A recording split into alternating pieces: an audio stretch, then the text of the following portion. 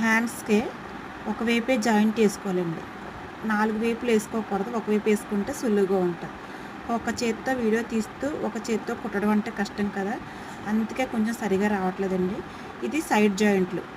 Side జాయింట్లు చంక loose టేపుతో కొలుసుకుని ఆది బ్లౌజ్ ఇదిని. చంక లూజు, హ్యాండ్ లూజు అక్కడి నుంచి స్ట్రైట్‌గా 3 షేప్ బెల్ట్ కూడా. షేప్ బెల్ట్ దగ్గర కూడా ఒక డాట్ పెట్టుకుని స్ట్రైట్‌గా అయితే కుట్టేసేసుకుంటే చంక కుట్లన్నీ సమానంగా వచ్చేస్తాయండి. హ్యాండ్ లూజు, చంక లూజు, షేప్ బెల్ట్ దగ్గర.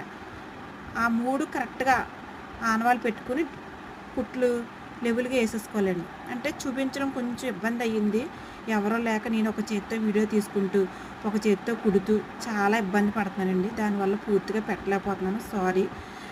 ఈసారి ఖచ్చితంగా పూర్తిగా పెట్టడానికి ప్రయత్నం చేస్తానండి. చీర, బ్లౌజు కూడా రెడీ అయిపోయిందండి. బాయ్ అండి.